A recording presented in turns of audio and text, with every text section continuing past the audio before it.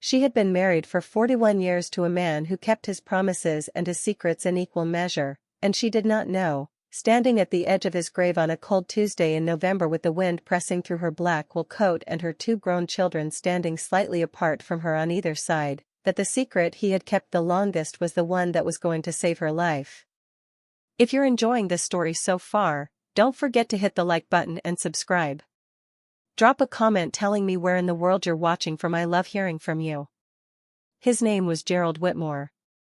He had been 68 years old when the heart attack took him, quietly, in the kitchen, on a Sunday morning while the coffee was still brewing. He had been the kind of man who fixed things. Leaky faucets, sagging gutters, the loose hinge on the back screen door that Marion had mentioned exactly once in passing and found repaired by the time she came home from grocery shopping that same afternoon. He was not a man who talked about love as an abstract thing. He expressed it with his hands and his attention and his unfailing, steady presence in every room she walked into for 4 decades. Marion Whitmore was 66 years old. She had brown eyes that had gone a little gray at the edges with time, and hands that were still strong from the years she had spent working as a seamstress before the shop closed and she shifted to alterations out of the house. She was not a tall woman, but she had the kind of posture that made people unconsciously straighten when they stood beside her. She had never been the loudest person in any room. She had always been the most observant. She stood at Gerald's grave and listened to the pastor speak and felt the particular quality of cold that comes not from weather but from the inside of a person when something they built their life around has been taken. She had met Gerald at a church social in Harlan, Kentucky, in the spring of 1983. She had been 25 years old and working at a textile mill. He had been 27 and newly hired at the county roads department. He had asked her to dance and she had said yes, not because she was swept off her feet. She was not a woman who was easily swept anywhere, but because there was something in the way he asked. Quietly, without performance, looking directly at her as though she was the only person in the room worth looking at, and he knew it and wanted her to know he knew it. They were married 8 months later in the same church. They bought a house on Sycamore Lane in Harlan with a mortgage that took 22 years to pay off, and they paid it together, month by month, through 2 recessions and a mill closure and the particular financial turbulence of raising 2 children on wages that were always enough but never more than that. Their daughter, Renee, was 38 now. She lived in Lexington with her husband and worked in hospital administration. She was organized and efficient and had always had a quality of assessing situations from a slight distance, as though she were standing just outside the frame of her own life, making sure everything was properly arranged. She loved Marion in the way that competent people sometimes love those they consider fragile, with a kind of watchful protectiveness that could tip, when stressed, into management. Their son, Douglas, was 35 and lived 40 minutes away in Middlesboro. He had Gerald's height and none of Gerald's patience. He worked in insurance sales and had a talent for making decisions quickly and a corresponding reluctance to revisit them once made. He had arrived at the funeral from a Tuesday morning meeting and there was still, faintly, the residue of that meeting in his posture, a slight tension in his shoulders that had nothing to do with grief. Marion noticed. She noticed most things. The reception afterward was at the house on Sycamore Lane. Neighbors brought food. Church friends filled the living room and the kitchen. Someone had put a photograph of Gerald on the mantel, the one from their 35th anniversary where he was laughing at something off camera with his whole face, the way he only laughed when he thought no one was watching him. Marion moved through her own house feeling slightly outside of it. She accepted condolences. She said thank you. She refilled coffee cups and acknowledged stories about Gerald with the quiet attentiveness of a woman who understood that grief was communal and that people needed to give it somewhere to go. She held together until the last guest left. Then she sat down at the kitchen table in the house that Gerald had kept and repaired and loved for 39 years, in the chair where she had eaten 10,000 meals beside him, and she put her hands flat on the table and breathed. Renee came to find her 20 minutes later. "Mom," she said, sitting down across the table with the careful, prearranged expression of someone who had prepared what they needed to say. "Douglas and I need to talk to you about some things. Practical things. We don't have to do it today, but soon. All right, Marion said. There's the house to think about. The finances. What you're going to do with everything. Marion looked at her daughter. Gerald has been gone for 11 days. I know. And I know the timing is hard. But there are things that don't wait, Mom. Property taxes, utilities, the maintenance on a house this size. You're going to be managing all of this alone. I've been managing things for 41 years. Renee's expression softened in the particular way that precedes an unwanted opinion delivered as concern. With Dad. That's different. Douglas appeared in the doorway. He had loosened his tie and was holding a cup of coffee that was mostly empty. We found something, he said. In Dad's desk in the study. In the bottom drawer. Marion looked at him. A box, he said. Metal. Old. Padlocked. You know anything about it? She didn't. And the fact that she didn't made something shift very quietly in the center of her chest. 41 years. There were very few things in this house she didn't know about. The box in the bottom of Gerald's desk was not one of them. Douglas brought it to the kitchen table and set it between them. It was a metal strongbox, the kind that had been sold in hardware stores since before any of them were born. Dark gray, dented at one corner, with a combination of surface rust and old oil stains that suggested it had lived in workshops or garages before ending up in the desk. The padlock was a heavy brass thing, tarnished almost black. Did you find a key? Marion asked. No key, Douglas said. No combination either. Nothing in the desk that explains it. Renee leaned forward slightly, studying it. We could cut the lock. Marion reached out and put her hand on the box without picking it up. The metal was cold and the surface was rough under her palm. She could feel the slight give of old rust against her skin. No, she said. Mom, if we don't know what's in it, we can't know, she said again, quietly. I'll find the key. She said it with the same certainty she had used when she said things she meant entirely. Both of her children recognized the tone. Neither of them pushed further. That night, after Renee had driven back to Lexington and Douglas to Middlesbrough, Marion sat alone in the study at Gerald's desk. The room smelled like him, still the particular combination of sawdust and machine oil and the cedar of the desk itself that she had never consciously registered until it was all she had left of him in a room. She went through the desk the way she went through everything, methodically, without rushing, starting at the top and working down. She had already been through it once in the days after his death, looking for insurance documents and account information, the practical paper architecture of a life. She had found those things. She had not found a key. Now she went through it again, looking differently.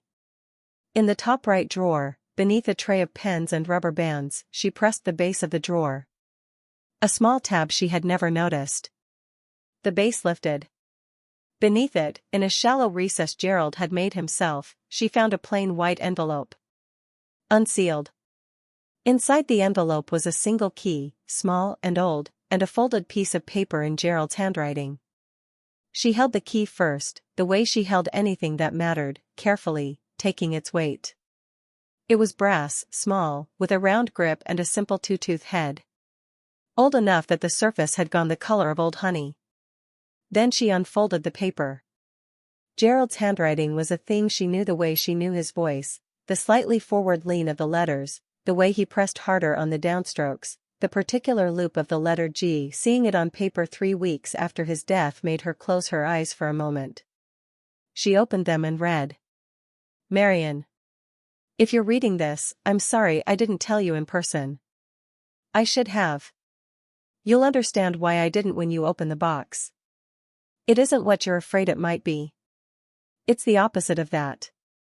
Everything in the box is yours. It always was.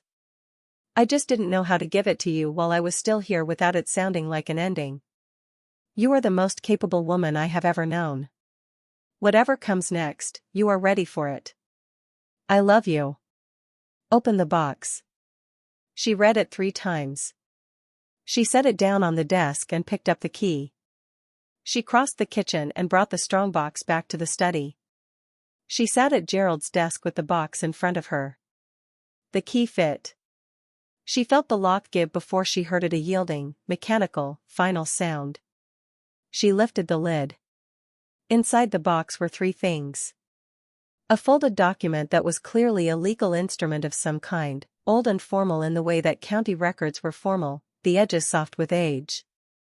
A ring of keys, 3 of them, on a plain metal loop, each one different, one old iron, one brass, one what looked like a modern lockbox key. And beneath those, a stack of letters, bound with a piece of kitchen twine, the top envelope addressed to her in handwriting that was not Gerald's. She lifted the folded document first. It was a deed. Recorded in Harlan County, Kentucky.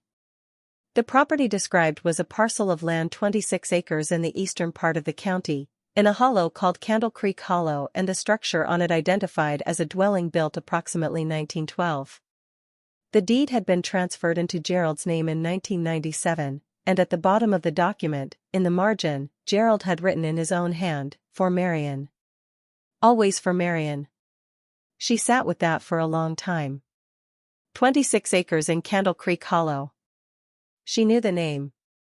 She had known it since childhood. Her grandmother had spoken of that part of the county the way people speak of places that hold a family's oldest stories. Her grandmother's people had come from that hollow. There had been a home place there once, a farm her great-grandmother had been born on, and there had been some loss of it, sometime before Marion was born, in the complicated and painful way that land moved out of families during hard decades. Her grandmother had never spoken of the specifics, only of the place itself, the way the light came through the tree canopy in certain seasons, the sound of the creek in spring. Gerald had known all of this. She had told him, early in their marriage, on one of those long evenings when people who are new to each other lay out the geography of where they came from. She had told him about her grandmother's stories and the farm in Candle Creek Hollow that the family had lost and never recovered. Gerald had gone and bought it back. Not recently. The deed was dated 1997. 27 years ago. He had bought it back 27 years ago and he had never told her. The letters were from a man named Roy Castile. He had been the previous owner of the Candle Creek property, an elderly man in his late 80s at the time of the 1997 transaction, and the letters dated from that year through 2003, when the correspondence appeared to have ended. They were written in a wavering but purposeful hand and they addressed Gerald, but they spoke frequently of the property and its contents, and one of them, the third in the stack, made Marion's breath stop. Mr. Whitmore. I want you to know what's in the root cellar before you decide what to do with it. My grandfather sealed that cellar in 1941 and I have never opened it. He told my father it was to be left until the rightful family came back to the land. He was a stubborn old man and I believed him. Whether you're the rightful family I can't say, but you paid a fair price and you treated me honestly and I trust you to do the same by the place. The lock on the cellar door takes the iron key. I don't know what's down there. My grandfather never said and I never asked. But whatever it is, it's been waiting a long time. Marion set the letters down on the desk. She looked at the ring of keys on the metal loop. The iron key was the oldest. Rough forged, long in the tooth, with a simple bow grip that had been worn smooth on the inside edge from decades of handling. She sat alone in Gerald's study in the house on Sycamore Lane with the deed and the letters and the keys in front of her, and she understood something that she could not have explained entirely in words. Gerald had carried this for 27 years. He had paid for land that was part of her family's oldest story, and he had kept it for her, tended the taxes and the title, and waited until the moment he could give it to her as something whole and finished. He had not gotten to that moment. He had left her the box instead, and the key to the box, and the note that said, "You are ready for it." She sat with her hands flat on the desk, the way she had sat at the kitchen table the night of the funeral. She breathed. She let the enormity of it settle without trying to shape it into something smaller and more manageable. Then she picked up the ring of keys and closed them in her fist. The conversation with Renee and Douglas happened on a Thursday, 5 days after Marion found the box and its contents. She had needed those 5 days.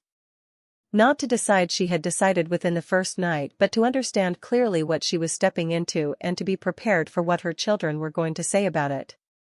She drove to Renee's house in Lexington, arriving at noon. Douglas had driven up from Middlesbrough and arrived shortly after. They sat in Renee's kitchen, which was very clean and very organized and smelled like the specific kind of coffee that came from a machine with settings Marion didn't recognize. She put the deed on the table between them. Renee picked it up and read it. Her face moved through several expressions in rapid sequence: surprise, confusion, the beginning of calculation. She passed it to Douglas. Douglas read it faster. He set it down. Dad owned land in Candle Creek Hollow. For 27 years. Why didn't he ever say anything? He was saving it, Marion said. For me. As a retirement gift, I think. He didn't get the chance to give it. Silence. What's on it? Douglas asked. 26 acres. A house built in 1912. A barn. And a root cellar that hasn't been opened since 1941. Renee looked up from the deed. Mom, property in that part of the county, what's it worth? The land alone I don't know yet. Has anyone appraised it? No. It's been sitting empty for decades. Whatever's on it is probably in terrible shape. Probably. Douglas had his phone out. Marion watched him searching. There are properties in that hollow, he said, reading. Some of them have been selling as hunting land. You could get decent money per acre. If the land is clean, no liens, no back taxes, the taxes are paid, Marion said. Gerald kept them current every year. Another silence. Douglas set his phone down. He and Renee exchanged the particular wordless communication of siblings who have practiced it since childhood. Mom, Renee said carefully, what are you thinking of doing with it? I'm going to go there, Marion said. I'm going to see it. Okay. When? Saturday. Renee's hands moved slightly on the table surface, a small involuntary settling that Marion recognized as her daughter preventing herself from saying the first thing she had thought of. Do you want one of us to come with you? No, Marion said. Not yet. Mom, it's a condemned. I didn't say it was condemned. Properties that have sat empty for that long, you don't know what you're dealing with. The structure could be dangerous. You could be walking into something you're not equipped to assess. Marion looked at her daughter steadily. Renee had her father's eyes and her mother's stubbornness, but she applied the stubbornness differently toward safety, toward control, toward the management of risk. It was not a quality Marion found fault with. It was simply not, in this moment, the quality the situation called for. I've been assessing things for 66 years, Marion said. I'll be all right. Douglas cleared his throat. There's something else we should probably talk about. She looked at him. He moved his coffee cup an inch to the left, then back. The house. Sycamore Lane. We've been thinking, and it's just a conversation, we're not deciding anything, but it's a big house for one person, Mom. The maintenance, the property taxes, it's a lot. And with what you'd get from a sale in today's market, you'd have real financial security. You could move somewhere smaller. Somewhere easier to manage. Marion said nothing. Renee knows of a really nice place in Lexington. Senior living. Independent, but with support available when you need it. It has a garden. I have a garden. Mom, Gerald's grave is 17 minutes from Sycamore Lane, Marion said. I am not discussing the house. The kitchen went very quiet. Okay, Renee said carefully. Okay, we understand. We just want you to have options. I have options, Marion said. I'm going to Candle Creek Hollow on Saturday. We can talk about everything else later. She drove home that afternoon through the gray November countryside, and she felt, underneath the grief that was always present now like a change in air pressure, something else beginning. Something small and directed, like a pilot light that had been lit. Gerald had left her a key and a letter and a piece of land that had been waiting since 1941 for the right person to come home to it. She intended to be that person. The drive to Candle Creek Hollow on Saturday morning took 40 minutes from Harlan. Marion left at 8, when the light was still low and the fields were covered in a thin November frost. She had filled a thermos with coffee and she drove with the radio off, moving through the familiar topography of a county she had known her entire life, the ridgelines, the hollow mouths, the way the landscape folded and creased as it moved east toward the Virginia border. She found the property road by the county marker Gerald had noted on a separate slip of paper tucked behind the deed, a small, handwritten note in his meticulous way: turn at the mailbox post, no box now, post still there, and she turned onto a gravel track that descended between two hillsides into the hollow. The hollow was narrower than she had pictured it from her grandmother's descriptions. The creek ran along the left side of the road, audible before visible, and the tree canopy bare now in November rose on both sides to ridge crests that blocked the low morning sun. There was a quality to the light in here that was particular to mountain hollows in winter, diffuse, even, the kind that showed you everything without creating shadows. The house appeared around a bend in the track. Marion stopped the car and sat looking at it. It was a two-story frame house, white once, the paint now stripped by decades to bare weathered gray, standing on a stone foundation that rose about 3 feet from the ground. A covered porch ran across the front, its roof intact but sagging toward the left end where a post had shifted. The windows were intact, all of them, which surprised her, though years of exposure had left them opaque with grime. A chimney rose from each end of the house, both showing damage at their tops, and the front steps had collapsed entirely, leaving a gap between the porch floor and the ground. But the walls were vertical. The roof, from where she sat, showed no visible collapse. The foundation stones were massive and square and, as far as she could tell, entirely unmoved. She got out of the car. The cold was sharp here in the hollow, the kind of cold that lives in places where sunlight arrives late and leaves early.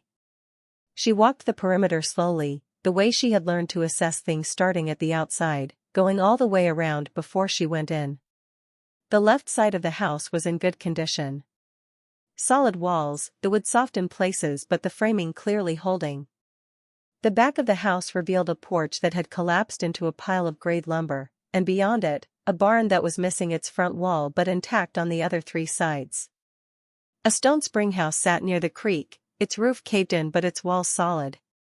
And there, set into the hillside behind the house, accessed by a stone path she might have missed entirely if she had not been looking for it, a wooden door. Heavy framed, set at an angle into the slope of the hill. A door that had been sealed with a length of iron chain and a padlock that matched, precisely, the key in her coat pocket. The root cellar.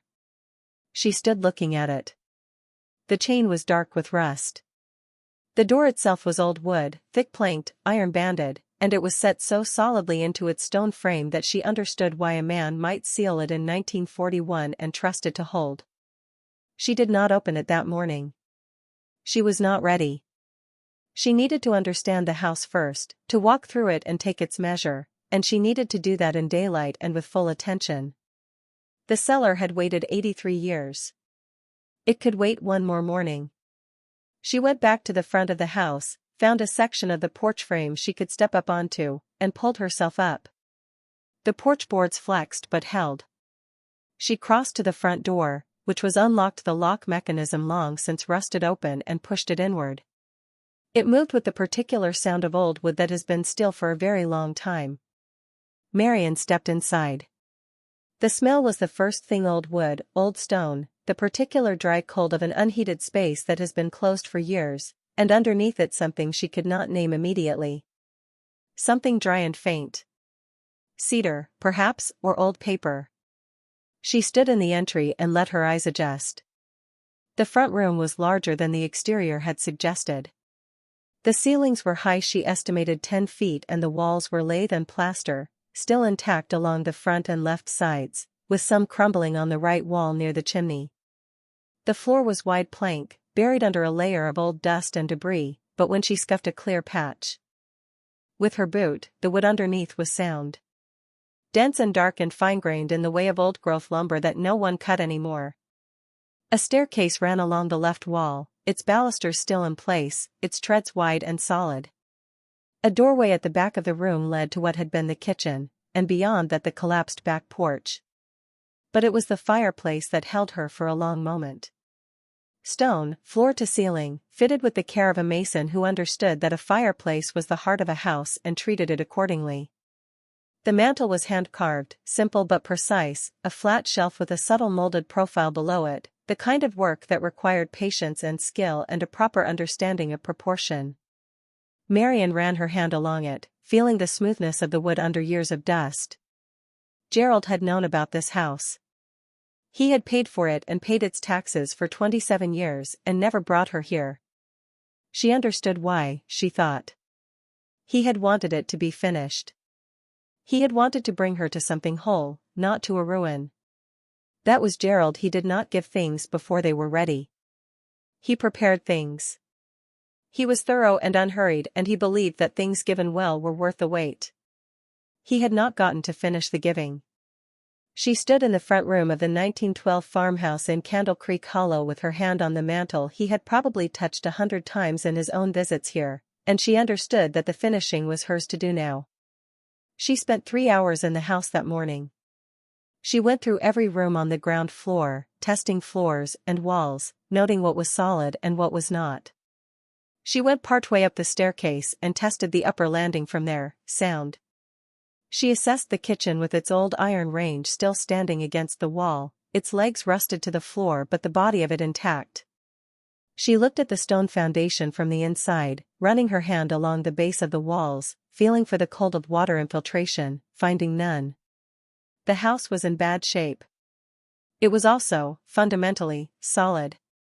The bones were the bones of something built by people who expected it to last. Before she left, she walked back to the hillside and stood before the root cellar door one more time.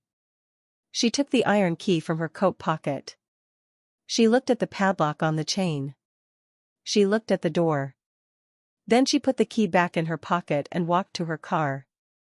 Not today. She needed to come back prepared. She needed to understand what she was walking into before she walked into it. That was how she had always done things, with intention and attention, not impulse. It was one of the things Gerald had always admired about her, she knew. The fact that she could hold herself back from a thing she wanted until the moment was right. She drove back to Harlan through the hollow and out into the gray November countryside. She had a thermos of coffee, half full, and the sound of the creek still in her ears, and somewhere in her chest the pilot light had grown a degree warmer. The first call she made when she got home was not to Renee. Not to Douglas. It was to a woman named Esther Park, who had been Marion's closest friend for 30 years and who had a quality that Marion valued above almost any other in a person. She listened first and spoke second, and when she did speak, she said what she actually thought. Marion told her everything. The box, the key, the note, the deed, the letters from Roy Castile, the cellar sealed since 1941. She told her about the house and what she'd found there and what she'd felt standing in the front room with her hand on the mantel Gerald had probably touched. Esther listened without interrupting. When Marion finished, there was a pause. "What are you going to do?" Esther asked. "I'm going to go back," Marion said. "I'm going to open the cellar. And then I'm going to decide what to do with the rest." "What do Renee and Douglas think?" "They think I should sell it for the land value." Another pause. "And you're not going to do that?" "No." "Because of what's in the cellar?" "Because of what Gerald kept for 41 years without saying a word," Marion said. "Because of what a man does when he spends 27 years paying property taxes on land he bought for his wife that she doesn't even know about." "You don't do that for something you plan to sell." "No," Esther said quietly. "You don't." Marion looked at the ring of keys on the desk in front of her. The iron key. The brass key. The lockbox key. "Will you come with me?" she asked. "Next Saturday." "I want a witness." "I'll bring the good thermos," Esther said. "The one with the red lid." Marion set the phone down. She sat for a moment in the quiet of the house on Sycamore Lane, in the house where she and Gerald had lived for 39 years. The furnace ticked. The refrigerator ran. The small sounds of a house doing what houses do. She picked up the iron key and held it for a moment, feeling the weight of it, the roughness of the forged surface, the smoothed inside edge of the bow where Roy Casteel's grandfather's hand had worn it smooth. Whatever was in that cellar had been sealed since 1941. 83 years. 2 world wars and a moon landing and the entire span of Marion's life and then some, all of it passing over that door in the hillside while the padlock held and the chain rusted and the hollow continued about its quiet business. She set the key down and went to make herself dinner. She had a week to wait. She intended to use it well. The week between her first visit to Candle Creek Hollow and the Saturday she planned to return was not a quiet one, though Marion had hoped it might be. Renee called on Monday evening.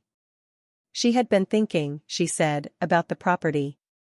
She had spoken to a real estate contact in Harlan County just to get a sense of things, just for information, and the contact had said that raw land in that part of the county, particularly parcels over 20 acres with creek frontage, was moving well for hunting leases and timber rights.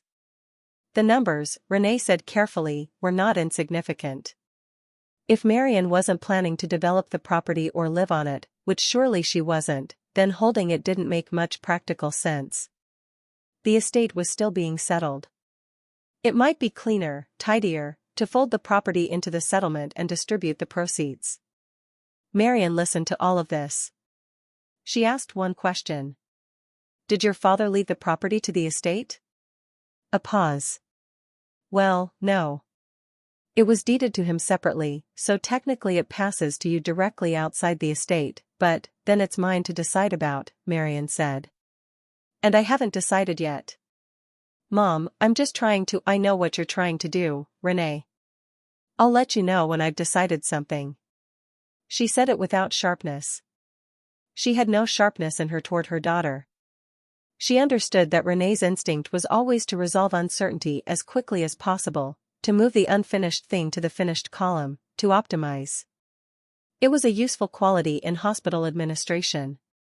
It was not always a useful quality when the unfinished thing was a piece of land that had been waiting 83 years for someone to open a door. Douglas called on Wednesday. His approach was different. He had also done some research. He mentioned this without apology, as though research were a neutral act and not a particular kind of pressure, and he had found that the farmhouse structure on the property had a county condemnation flag from 2009, which meant that technically the building was designated as unsafe for occupancy. This was a liability issue, he explained. If someone were to enter the structure and be injured, Marion could be held responsible as the property owner. He was not trying to tell her what to do, he said. He was just making sure she understood the legal exposure. I'll look into the condemnation status, Marion said. The simplest solution is to have the structure demolished. The land is worth more without a condemned building on it anyway. Douglas, she said, your father paid for that land for 27 years. I am not demolishing what's on it based on a 4-minute phone call. He backed off. He always backed off when she used that particular tone, the one that had no heat in it but also no give. Gerald had called it her courthouse voice, the one that said the decision had already been made and further argument was a waste of everyone's time. She spent the week doing what she had always done when she needed to understand something. She gathered information methodically and without haste. She called the Harlan County Courthouse and asked about the condemnation record on the property.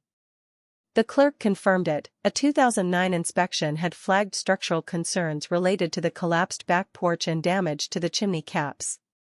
The designation was a notice, not an order for demolition. It could be reviewed and lifted if the relevant repairs were made and a new inspection passed. She wrote this down. She went to the county library and spent an afternoon with the historical records section, looking for anything related to Candle Creek Hollow. She found the hollow mentioned in a 1934 county agricultural survey and in 2 separate oral history collections from the 1970s. A project that had sent recorders into the mountain communities to capture the voices of elderly residents before they were gone. She found 3 references to the Castile family, who had farmed the hollow for several generations, and 1 reference that made her sit very still in the quiet of the library reading room. In a 1974 oral history transcript, a woman named Della Pruitt, 81 years old at the time of the recording, spoke about the families of Candle Creek Hollow in the 1930s and 1940s. She mentioned the Castile farm and an old man named Harmon Castile, Roy's grandfather, who had been known in the hollow as a careful and private man. She said that during the Depression, Harmon Castile had done something that people in the hollow still talked about decades later. He had sealed up his root cellar, she said, and told his family it was not to be opened. He said the things inside were for keeping, not for selling, and that they would know when the time was right to open it. Marion read that passage twice. She wrote it in the small notebook she had brought with her. She also found, in the same collection, a single brief mention of her own family. A reference to the Brewer family of Candle Creek Hollow, her grandmother's maiden name, and the note that they had left the hollow in the late 1930s following the death of the family patriarch and the loss of the farm. The recorder's note added, parenthetically, several Brewer descendants have expressed interest in the property over the years, but the Castile family retained ownership. Marion closed the notebook and sat for a moment looking at the wall of the library reading room. Her grandmother had left Candle Creek Hollow as a young woman after losing the family farm. She had spent the rest of her long life in Harlan, and she had spoken of the hollow the way people speak of a place they carry in them, like an organ, something you don't notice until it's gone and then you feel its absence in everything. Gerald had known all of this. He had listened to Marion's stories about her grandmother, and he had gone and found the land and bought it back. And Roy Castile, the old man who had sold it to him, had known about the Brewers. It was in the letter, the right family came back to the land. She drove home from the library in the early evening with the notebook on the seat beside her and the low winter sun cutting through the passenger window at an angle that made her squint. She thought about Harmon Castile sealing his root cellar during the Depression and telling his family it was not to be opened until the time was right. She thought about the iron key worn smooth on the inside edge of the bow. She thought about Gerald carrying this for 27 years.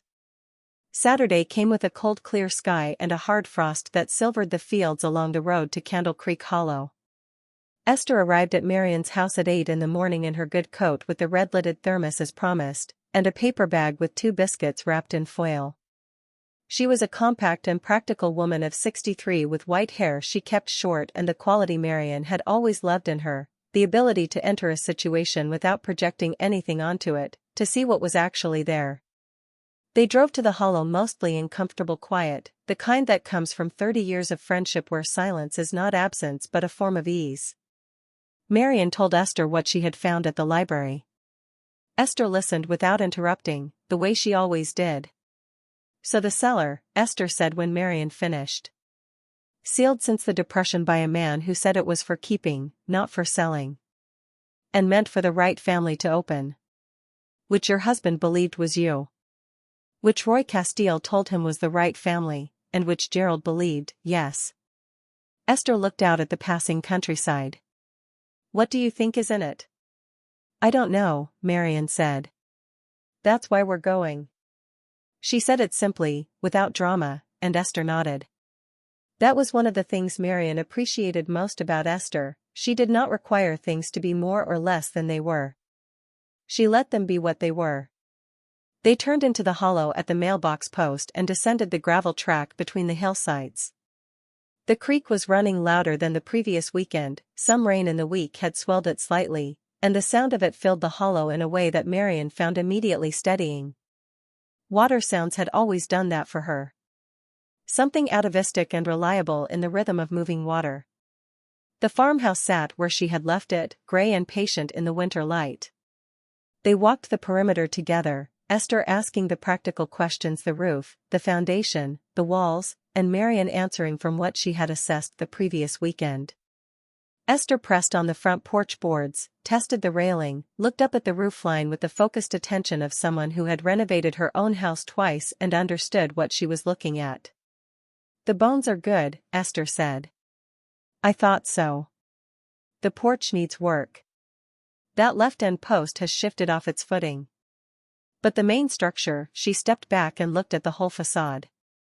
Someone built this to last. 1912, Marion said. Harmon Castile's people. They went inside. Marion had brought a proper flashlight this time, and the morning was bright enough that the light through the grimy windows provided a reasonable base to work from. She walked Esther through the ground floor the way she had walked it herself the previous Saturday, methodically, without rushing, room by room. Esther stopped at the fireplace and ran her hand along the carved mantel the same way Marion had. "This is beautiful work," she said quietly. "Look at the grain on this wood. This is walnut. I thought it might be old growth. You can't get this anymore. You can't buy this. This is..." She stopped. She pressed her palm flat against the surface and was quiet for a moment. "Someone loved this house, Marion." "I know." They went up the stairs. The second floor had 2 bedrooms and a small room at the end of the hall that might have been a sitting room or a study. The fire had not reached this house. There had been no fire here, unlike the farmhouse in her grandmother's stories that had partially burned and the upper floor was intact, its plaster damaged in places by moisture but the structure sound beneath it. The bedroom on the left side faced the hollow and the creek, and through the grime of the window Marion could see the shape of the hollow, the ridge crests, the bare tree canopy, the thin silver line of the creek below. She stood at that window for a moment. Her grandmother had stood in this hollow as a young woman. Or in a hollow very like it, in a house very like this one, looking at ridges like these. Marion had never been here before this week, and it felt, in a way she could not entirely account for, like a kind of homecoming. They came back down. Marion made 2 cups of coffee from the thermos and they sat on the front porch steps, the one she'd shimmed with a piece of barn board to bridge the gap, and drank the coffee in the cold morning air. "All right," Esther said. "The cellar." "The cellar," Marion agreed. She took the iron key from her coat pocket. They walked together to the hillside path. The root cellar door was set at a 45-degree angle into the slope, a true bank cellar, built into the hillside so the earth itself provided insulation. The door frame was stone, massive and well fitted, and the door itself was thick planked oak banded with iron straps. The chain across it had rusted to a dark orange and the padlock was dark with tarnish, but when Marion brought the iron key to the lock and inserted it, she felt the same thing she had felt in Gerald's desk drawer, the yielding of a mechanism that had been made to work, and remembered how. The padlock opened. She stood looking at it in her hand for a moment. Esther stood beside her and said nothing. Marion unthreaded the chain. She passed it to Esther. Then she gripped the door handle, a forged iron pull, cold and rough, and pulled. The door resisted. Not locked, but sealed by decades of settling, the wood having swollen and compressed against the stone frame in 83 years of freeze and thaw. Marion pulled again, steadily, leaning back with her weight, and felt the door begin to give slowly, reluctantly, the way something long-held gives when it finally decides to let go. It opened. The smell came first. Not rot, not damp. She had half expected rot, had steeled herself for it. What came out of the cellar was cold air, yes, and the deep mineral smell of packed earth, but underneath it something else entirely. Dry. Close. The smell of old wood and cloth, and something that might have been beeswax. Marion turned on the flashlight and shone it down the stone steps that led into the cellar. The steps were 8 in number, wide and shallow, cut from the same stone as the frame. At the bottom they opened onto a floor of packed earth, hard as concrete from decades of compression. The walls were stone, mortared, and the ceiling was low. Marion would have to duck slightly, supported by hand-hewn timber joists. She went down first, one step at a time, one hand on the stone wall. Esther came behind her, holding her own smaller light. At the bottom, Marion stood up and turned in a slow circle with the flashlight. The cellar was larger than she had expected. It ran back perhaps 20 feet into the hillside and was about 12 feet wide. Along both walls ran shelving hand-built from heavy timber, the joints pegged rather than nailed, the wood dark and dense with age. And on the shelving, arranged with a precision and care that stopped Marion's breath, were objects. Not the preserves and dry goods she might have expected in a Depression-era root cellar. Not mason jars of vegetables or sacks of meal. Those things were there too, in one corner a row of old canning jars, their contents long since deteriorated to a dark residue, sealed with wax that had held. But the shelving held something very different. Wrapped in cloth old muslin, carefully folded around each object and tied with cord that had gone brittle with age were items that bore no relation to food storage. Marion lifted the nearest one. It was heavy in a way that was not the heaviness of stone or iron. She set it on the cellar step and unwrapped it with both hands, the brittle cord giving way without resistance, the muslin falling open. It was a piece of pottery. Earthenware, hand-thrown, with a round body and a narrow neck and two loop handles.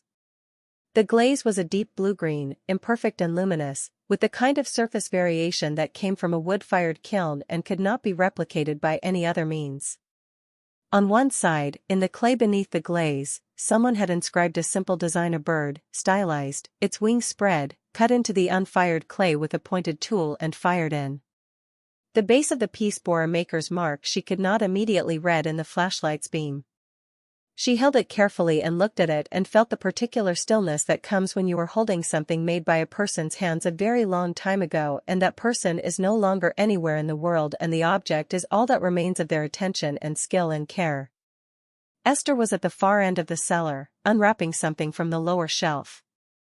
"Marion," she said. Her voice was different. Not alarmed.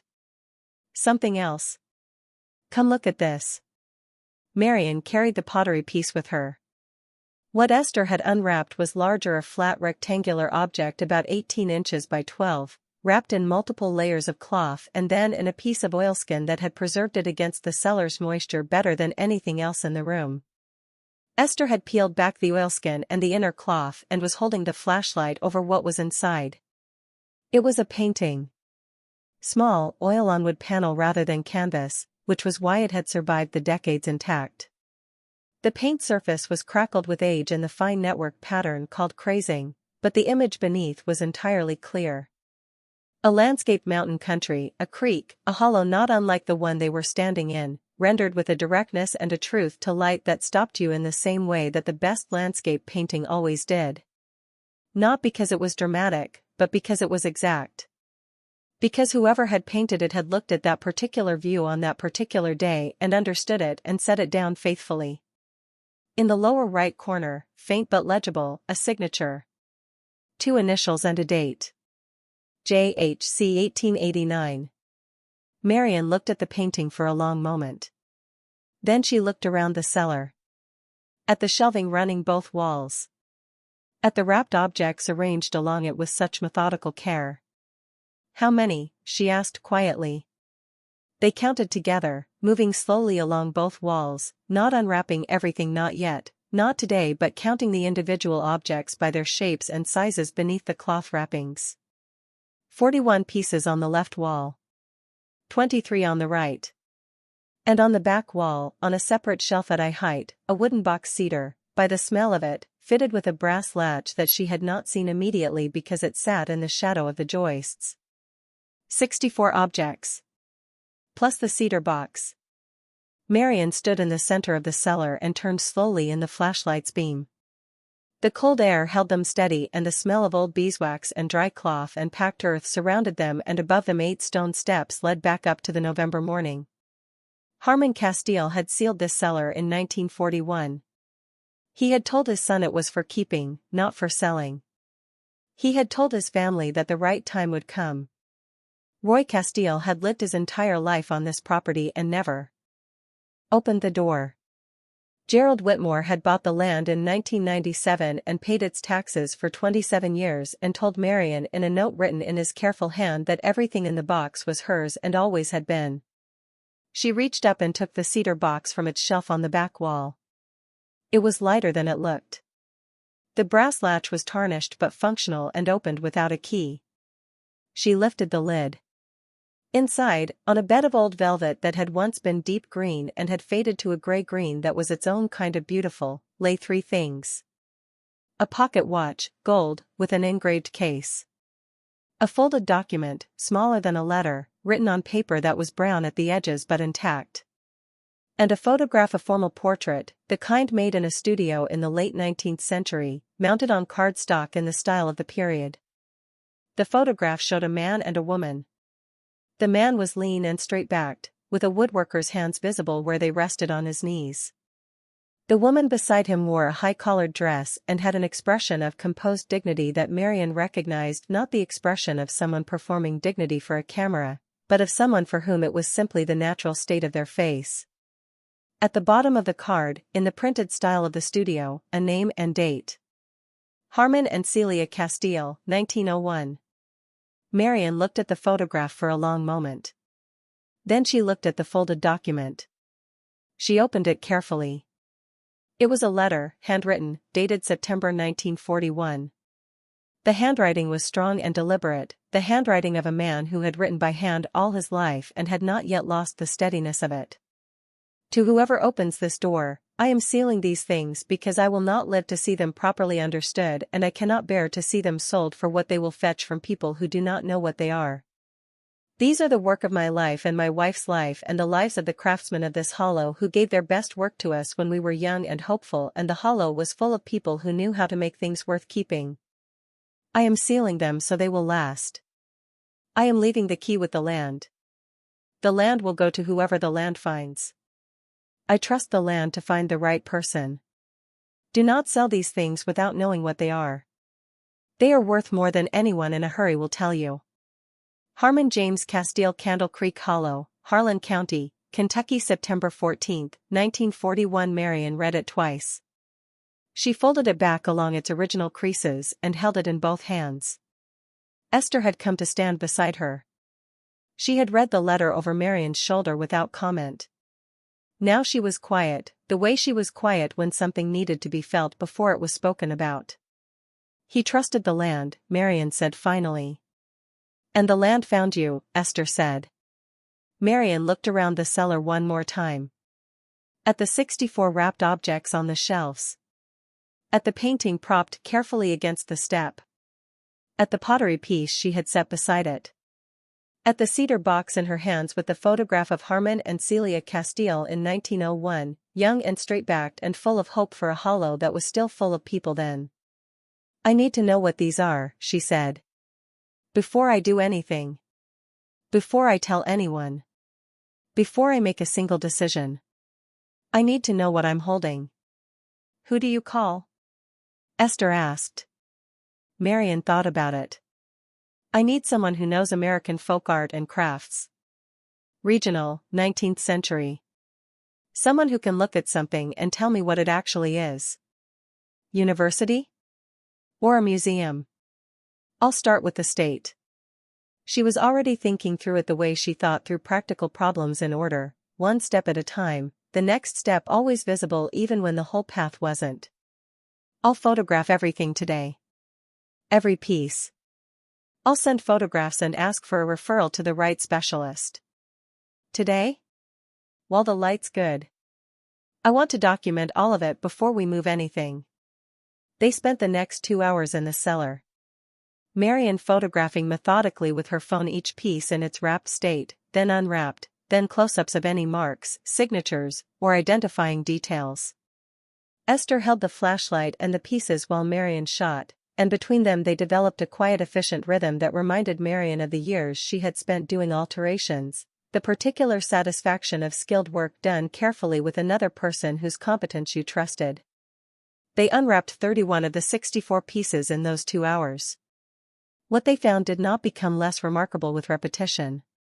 More pottery, earthenware and stoneware, hand-thrown, glazed in the regional traditions of Appalachian craft, each piece bearing maker's marks or initials. Carved wooden objects, a clock case, 2 frames, a decorative panel with relief carving of a mountain scene that made Esther set down the flashlight and look at it for a full minute without speaking. 4 more small paintings, all oil on wood panel, all signed with the same initials JHC. 3 pieces of handwoven coverlet, folded and wrapped in oilskin, their patterns complex and precise and entirely intact. A collection of hand-forged iron tools, not common tools, but decorative ironwork, the kind made by a blacksmith who understood that utility and beauty were not separate things. And a set of hand-stitched quilts, 5 of them, wrapped together in a single piece of oilskin, their surfaces barely faded, their stitching so fine and regular it looked at first glance like it had been done by machine until you looked closely and understood that no machine had ever made anything quite like this. Marion photographed the last piece and stood up straight, her knees aching from crouching on the packed earth floor. She looked at what they had uncovered and what remained wrapped on the shelves. 64 pieces. Paintings, pottery, carved wood, ironwork, textiles. The work of a hollow full of craftsmen, as Harmon Castile had written, who gave their best work to us when we were young. Collected over a lifetime and sealed in 1941 by a man who trusted the land to find the right person. If you're hooked on this story, make sure to subscribe and turn on notifications so you never miss an upload. Your support means everything and helps me bring you more emotional stories like this one.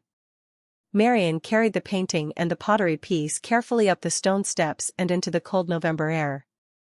She stood in the hollow with them for a moment, holding what Harmon Castile had wrapped and shelved and trusted to the earth and the time and the right person's hands. She felt the weight of the pottery piece, the smoothness of the old glaze under her thumb, the imperfect luminous surface that no kiln in the world was making anymore. Gerald had known. He had not known what was in the cellar. Roy Castile had told him only that something was there, had told him not to open it, had told him to let the right person come to it in the right time. But Gerald had known that Marion was the right person. He had known it the way he knew everything important quietly, without needing to announce it, with a certainty that did not require confirmation.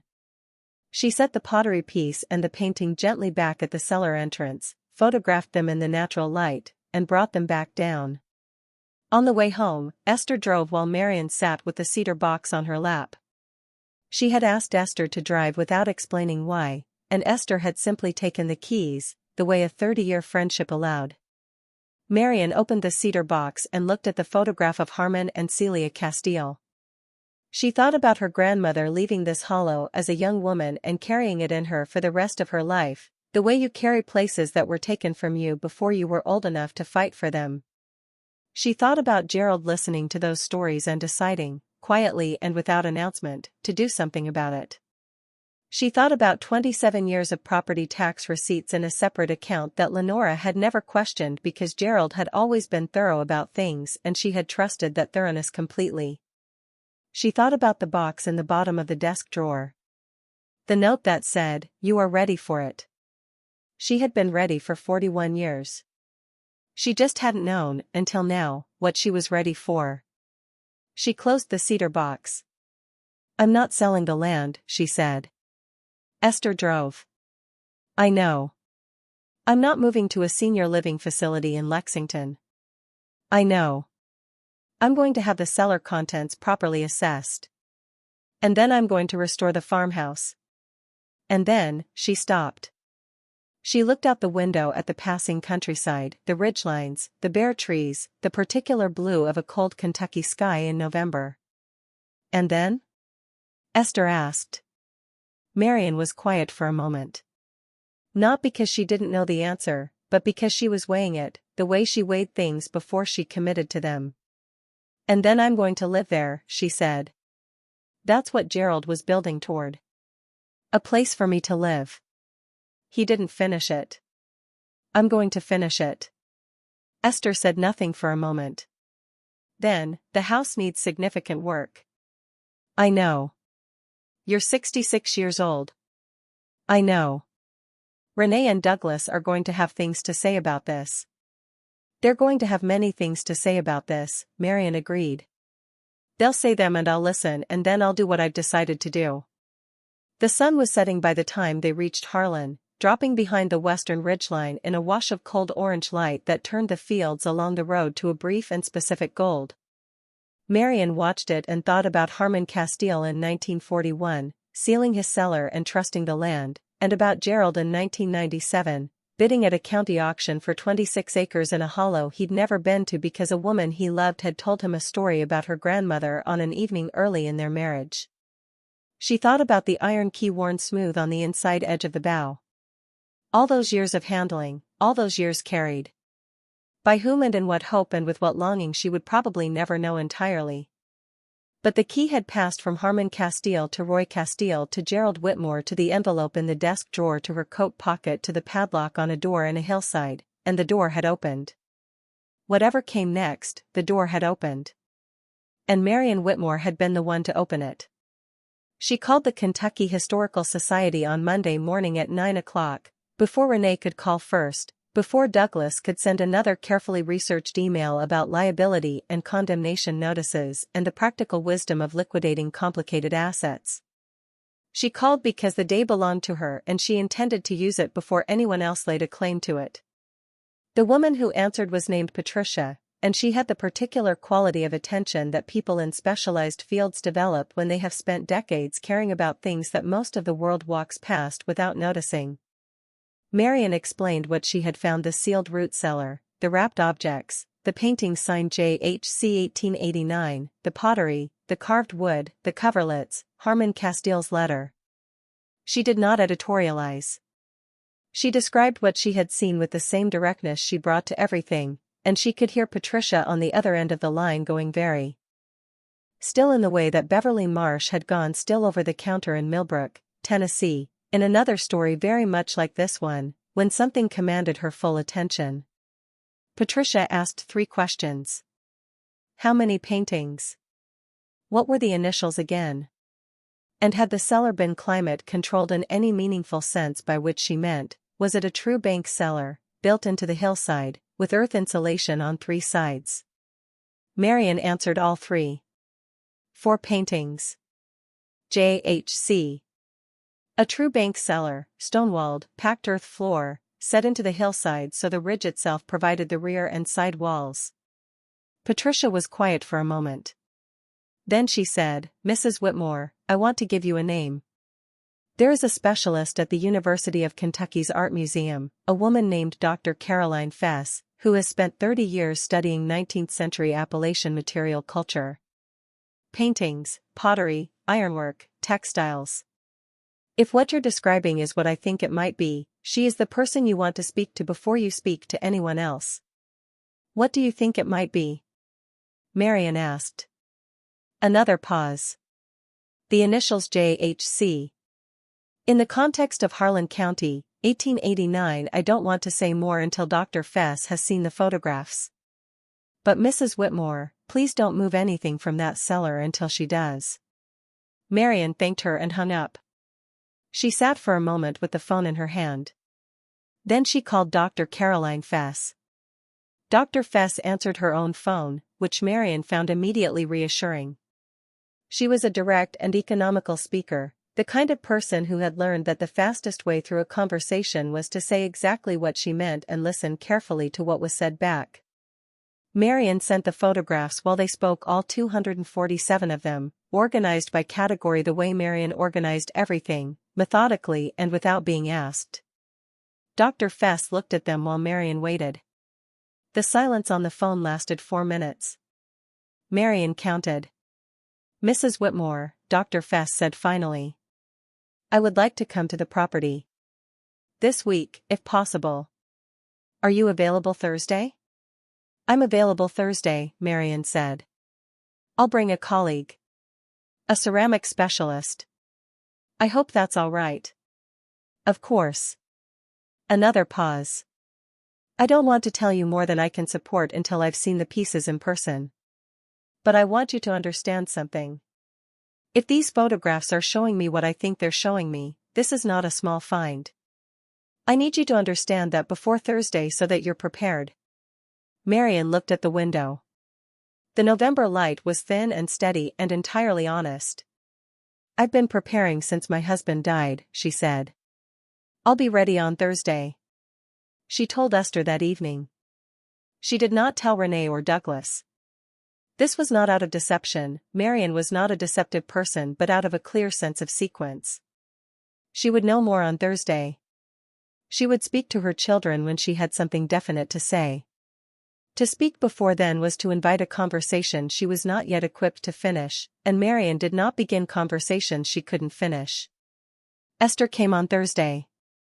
She arrived at the Candle Creek property the same time as Dr. Fess and her colleague, a ceramic specialist named Dr. Marcus Webb from the Smithsonian's American Art Museum, who had driven down from Washington when Dr. Fess called him Tuesday evening. Marion had not known he was coming until he stepped out of the car, but she shook his hand without surprise and led them both to the cellar. The two specialists worked for 6 hours. Marion and Esther sat on the porch of the farmhouse and drank coffee from the thermos and listened to the hollow and did not talk very much. The creek ran. A hawk moved across the ridge crest above them and was gone. The winter light came and went as cloud cover shifted over the hollow. At 2 in the afternoon, Dr. Fess and Dr. Webb came up the cellar steps and walked to the porch. Dr. Webb's notebook was full. Dr. Fess had the particular expression of someone who has confirmed something they had hoped was true but had not allowed themselves to believe until this moment. They sat on the porch steps. Marion poured them both coffee without asking. Dr. Fess spoke first. Mrs. Whitmore, the initials on the paintings are J.H.C. John Harmon Castile.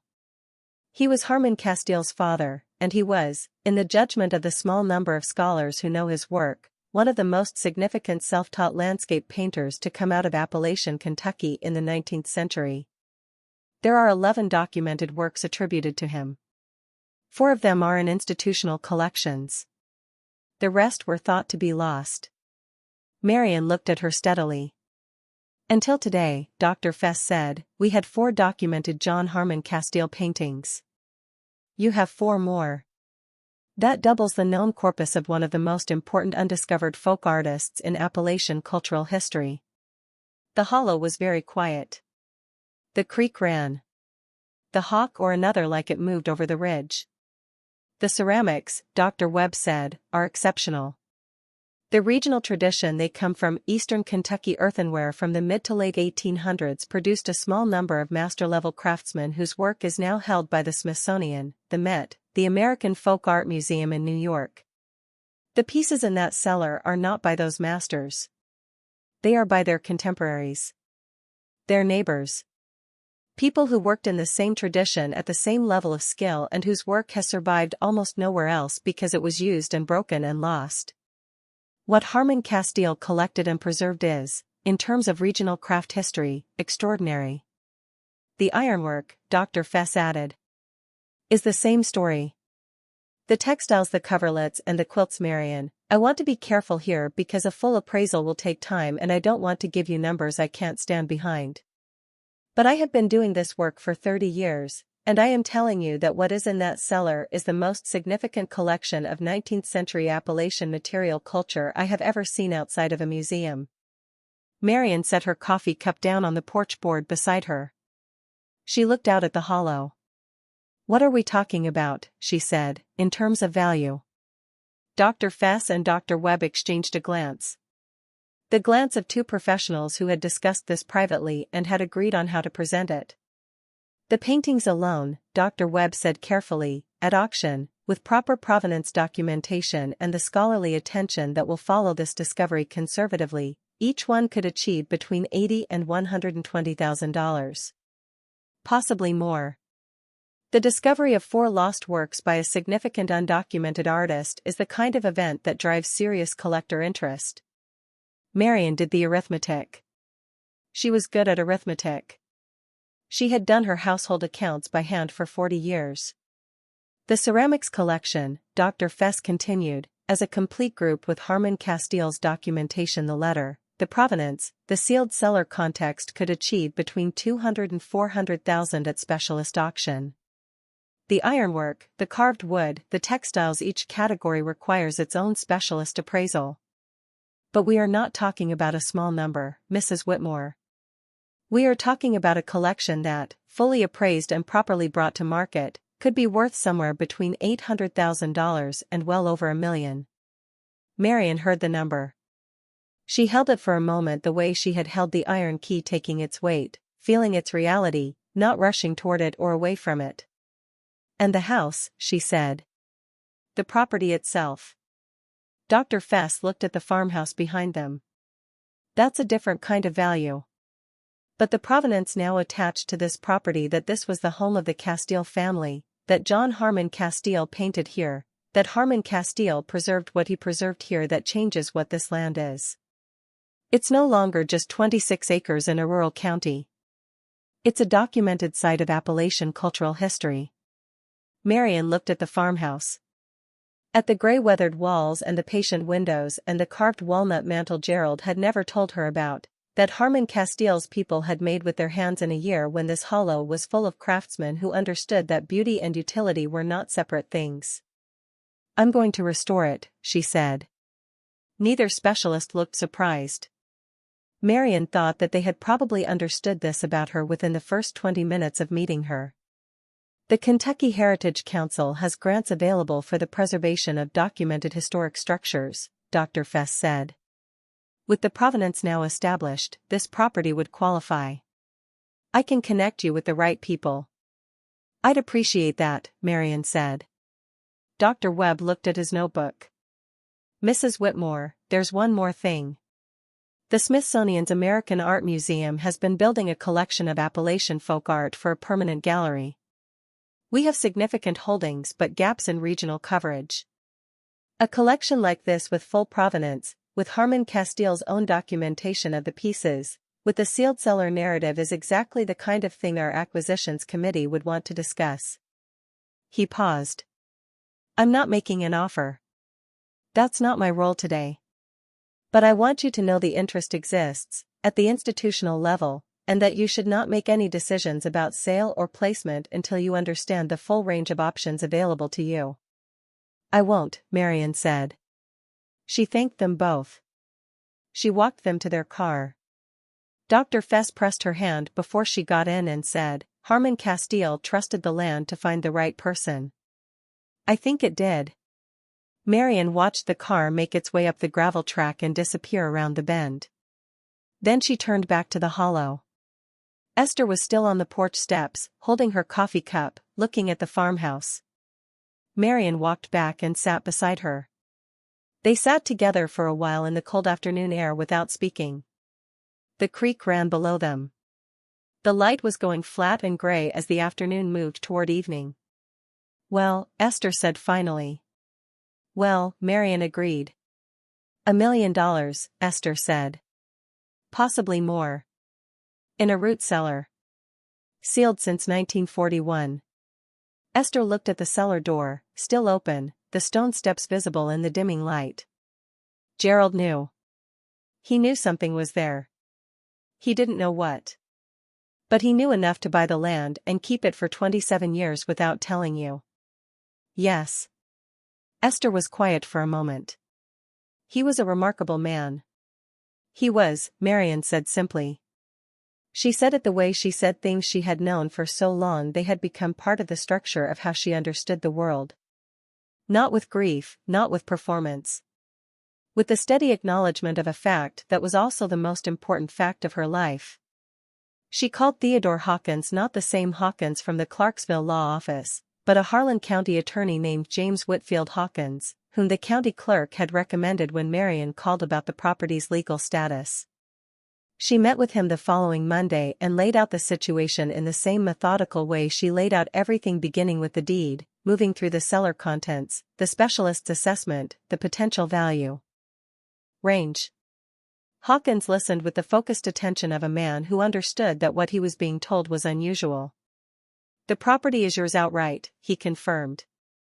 "The deed transferred to your husband in 1997, and under Kentucky intestate succession, with no conflicting provision in the will, it passes to you as surviving spouse outside the estate." He reviewed the documents she had brought. "The estate your children are settling includes the house on Sycamore Lane and the accounts. This property is entirely separate. It was never part of the estate because no one knew it existed." "My children knew it existed," Marion said. "As of 2 weeks ago. But it was not included in the estate inventory." "No. Then it is yours and it is clean."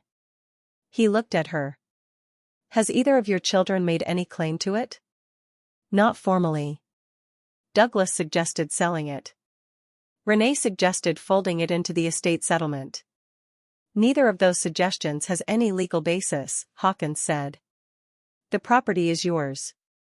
The contents of the cellar, discovered after the deed transferred to you, are yours. There is nothing to contest. Marion nodded. I want to make sure that's airtight before I tell them what the specialists found. Hawkins looked at her with the expression of a man who respected clarity. It's airtight, he said. She drove home from that meeting and sat at the kitchen table on Sycamore Lane, Gerald's table, the one he had refinished on a Saturday while she was at the grocery store, the one that was part of the practical and daily architecture of their life together, and she thought about how to have the conversation with her children. She did not think about it for long. She was not a woman who rehearsed. She called Renee and Douglas and asked them to come to the house on Saturday. She said she had something to tell them about the Candle Creek property. She said it without preface or preparation of their expectations because she had found, in 66 years of living, that preparing people for news rarely changed how they received it. It only gave them more time to arrive with objections already assembled. They came on Saturday at noon. Douglas arrived first, still carrying the slightly pressured quality of a man who had scheduled other things for this afternoon.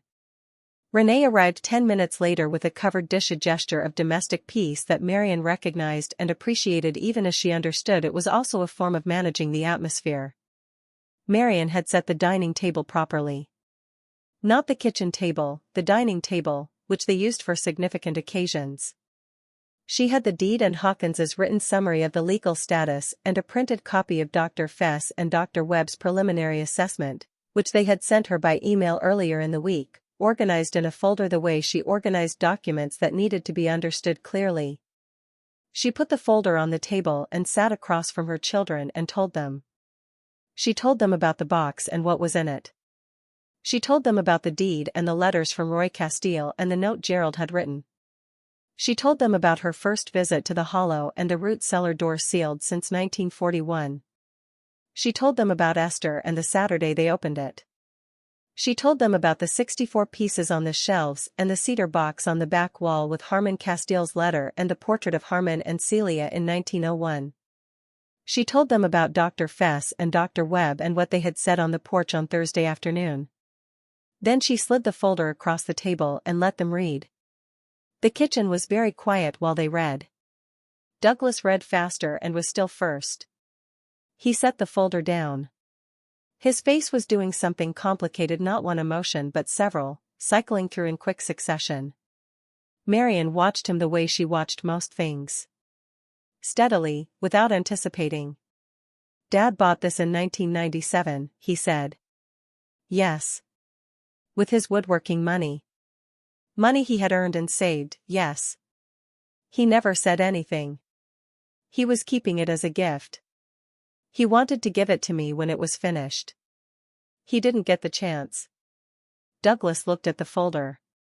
At the preliminary value range Dr. Webb had written in careful, qualified language that still, at the bottom of the assessment, included the phrase total collection value likely to exceed $1 million pending full specialist appraisal. Mom, he said. His voice was different now. The pressured quality was gone. What was underneath it was something simpler and less comfortable. When we came to you about selling the land, you didn't know, Marion said. Neither did I. We suggested demolishing the structure. Yes. He looked at the table. The cellar would have been cleared as part of demolition. Most likely. The silence that followed that observation was a particular kind of silence. The kind that comes when a person understands the full weight of a decision they very nearly made, and feels that weight settle onto them all at once. Renee had been quieter through all of it. She was a careful reader and she had been working through the folder methodically, the same way Marion worked through things, which had always been one of the ways Marion recognized herself in her daughter even when they were seeing situations completely differently. She closed the folder and looked up. You're going to restore the house, she said. It was not a question. Yes. And live there. That's what Gerald was building toward. A home for me in a place that was part of my family's oldest story. I'm going to finish what he started. Renee absorbed this. It's a significant undertaking. The structure needs real work. You'd be living in a hollow 40 minutes from town. I've lived in Harlan County my whole life. I know what 40 minutes from town looks like. You'd be doing this alone. I have Esther, Marion said. I have the Heritage Council, apparently. I have a specialist at the Smithsonian who is interested in the collection. And I had Gerald's judgment about what I was capable of, which I intend to trust. Renee looked at her for a long moment. The complicated expression, the one that balanced love and worry and the habit of management, moved across her face and settled into something simpler. Something that looked, to Marion's careful eye, like the beginning of respect offered on different terms than before. What do you need from us? Renee asked. Marion looked at her daughter. It was the right question. It was the question that meant something had shifted, that Renee had moved from managing the situation to participating in it, which was a different posture entirely and one Marion had hoped for without being certain she would see. Right now, Marion said, I need you to understand that this is decided. The property, the collection, the restoration, these are not things I'm considering. They're things I'm doing. She looked at both of them. And when I know more, when the full appraisal is done and the Heritage Grant application is filed and I have a clearer picture of the timeline, I will tell you. Because you are my children and that matters. Douglas nodded slowly. He looked at the folder one more time and then pushed it back toward Marion. He really carried this for 27 years, he said. He really did. And never said a word. That was your father, Marion said. He prepared things. He was thorough and he was patient and he believed that things given well were worth waiting for. She paused. He was right. The appraisal took 11 weeks. Dr. Fess coordinated a team of 4 specialists: ceramics, paintings, decorative ironwork, and textiles, who came to the property in stages through December and January, working carefully, documenting everything, cross-referencing against historical records and institutional collections. The painted works were sent temporarily to a conservation laboratory for technical analysis that confirmed their period authenticity and the hand of a single painter consistent across all 4 pieces. The final appraisal document was delivered on a Thursday in late January. Marion sat at the kitchen table on Sycamore Lane, the same place she had sat the night of Gerald's funeral, with her hands flat on the table and the furnace ticking and the refrigerator running and the small sounds of the house doing what houses did. She opened the document. The total appraised value of the 64 pieces from the Candle Creek root cellar, including the cedar box, the pocket watch, and the letter appraised as a historically significant document in its own right, was $1,147,000. The 4 paintings by John Harmon Castile were appraised individually at between $95,000 and $130,000 each. The ceramics collection, as a group with full provenance, at $420,000. The ironwork at $88,000. The textiles, the coverlets and quilts, at $112,000. The carved wooden pieces at $63,000. The remaining objects, the glassware, the lamp, the small domestic pieces Harmon Castile had wrapped and shelved with the same care he gave everything else, at a combined $81,000. Marion read the document in full. She read every line, every qualification, every note about market conditions and auction estimates and private sale alternatives. She read it the way she read everything, completely, without skipping, taking each part on its own terms before connecting it to the whole. Then she closed it and sat for a moment. Gerald had paid $4,200 for 26 acres and a farmhouse in Candle Creek Hollow in 1997. He had paid property taxes on it for 27 years, an amount she had calculated from the county records at just under $14,000 in total over that period. He had carried a key and a deed and a knowledge he had chosen not to share because he was waiting for the right moment, and the right moment had not come before he ran out of time. He had given her a box. He had given her a key. He had given her a note that said, "You are ready for it." And he had given her, though he had not known it in the specific and concrete way that the appraisal document now made specific and concrete, a life-changing inheritance from a hollow that had once belonged to her family and had been waiting, through Harmon Castile's stubborn faith and Roy Castile's patient honoring of his grandfather's word and Gerald Whitmore's quiet and thorough love, to come back to her. The Smithsonian discussion happened in February. Dr. Webb flew back to Kentucky with a colleague from the Acquisitions Committee, and they sat with Marion and James Whitfield Hawkins at the attorney's office in Harlan and had a conversation that lasted 3 hours. What emerged from it was not a sale but a partnership, a long-term loan agreement under which the ceramics collection, the ironwork, and 2 of the 4 paintings would travel to Washington for inclusion in the Smithsonian's Appalachian Folk Art Gallery, with full attribution to Harmon James Castile of Candle Creek Hollow, Harlan County, Kentucky, and a permanent credit acknowledging that the collection had been preserved by Harmon Castile and discovered by Marion Whitmore. The other 2 paintings Marion chose to sell, through a specialist auction house in Louisville that Dr. Fess recommended. They sold in April for a combined $261,000.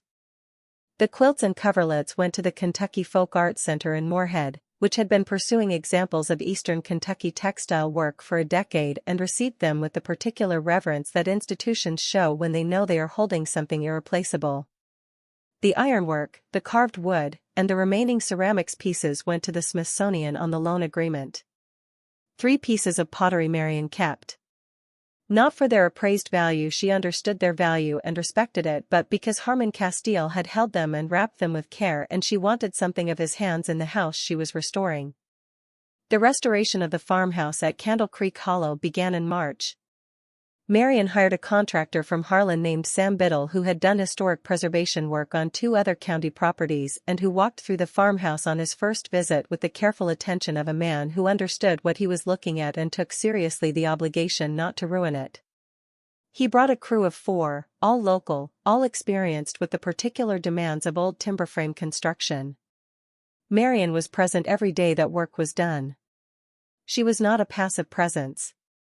She had spent 11 weeks learning everything she could about the farmhouse's construction methods and period materials, and she brought that knowledge to every decision.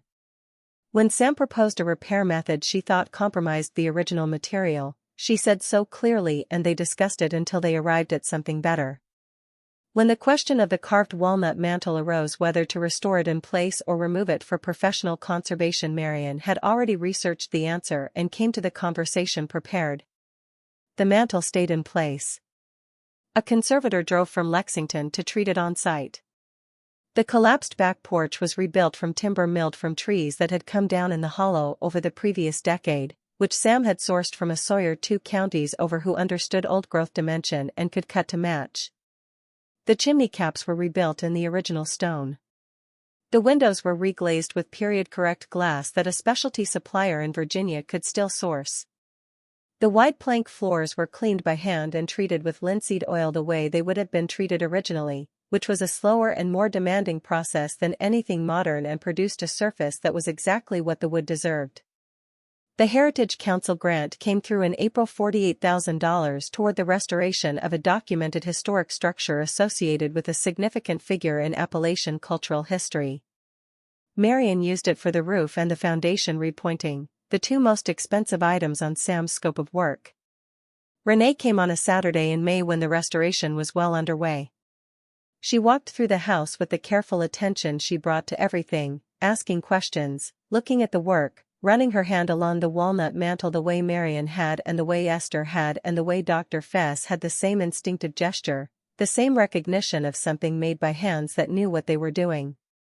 She stood in the front room for a long time looking at the light coming through the restored windows. "It's beautiful," she said. Simply, without the framing of qualification or the gentle management of expectation. Just the plain word, offered plainly. "It is," Marion agreed. "Dad would have loved this." Marion looked at the room.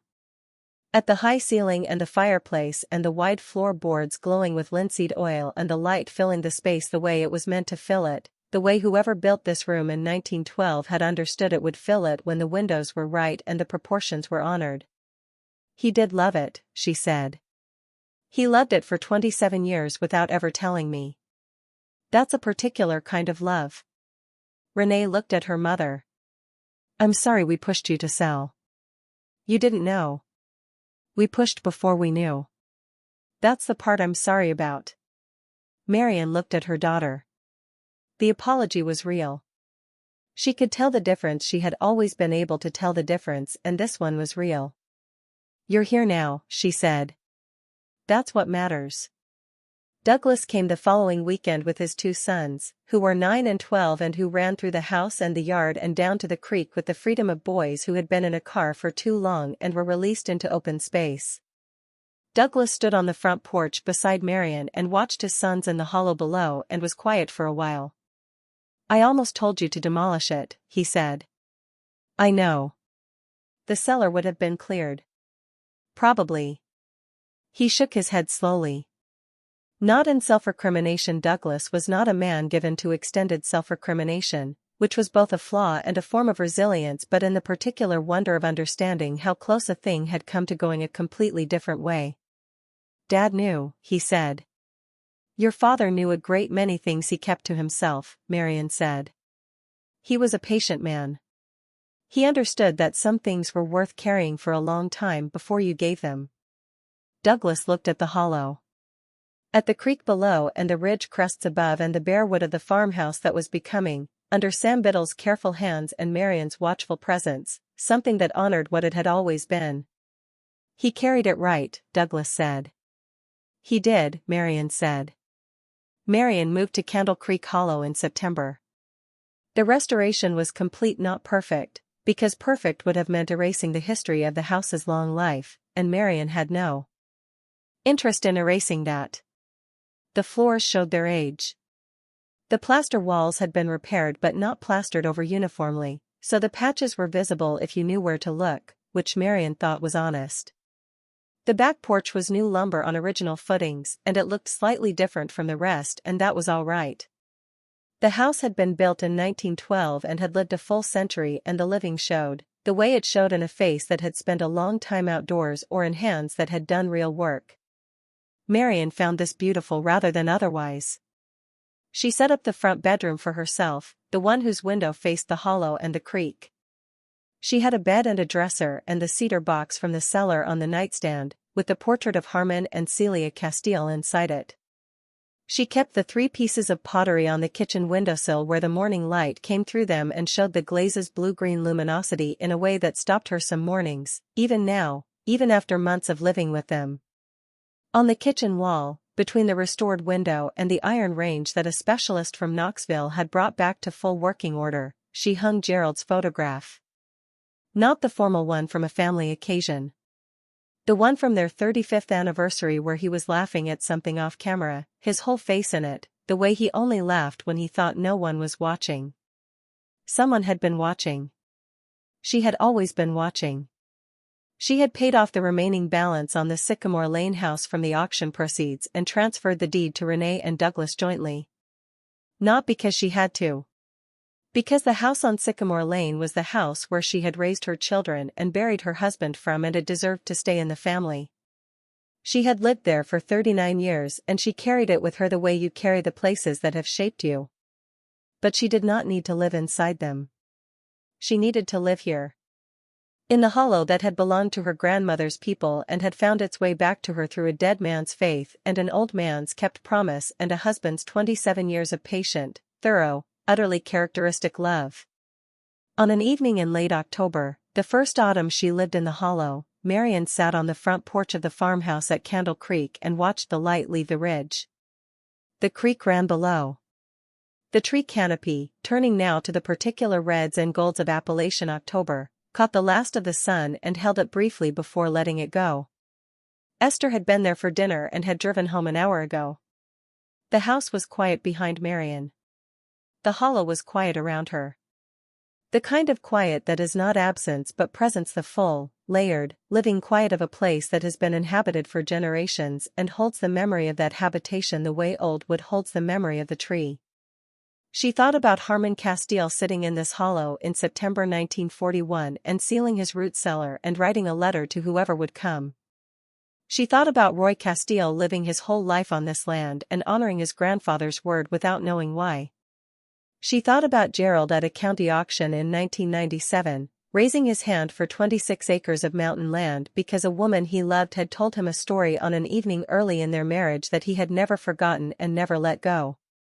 She thought about the box in the bottom of the desk drawer. The key beneath the false base. The note in his handwriting that said, "You are ready for it." She had been 66 years old and newly widowed, and her children had been suggesting senior living facilities and the demolition of a condemned structure and the liquidation of assets she hadn't yet seen. She had been, in the eyes of people who assessed situations quickly and practically, a woman at the end of something. She was not at the end of something. She was sitting on the porch of a house built in 1912 in a Kentucky hollow that had been waiting for her.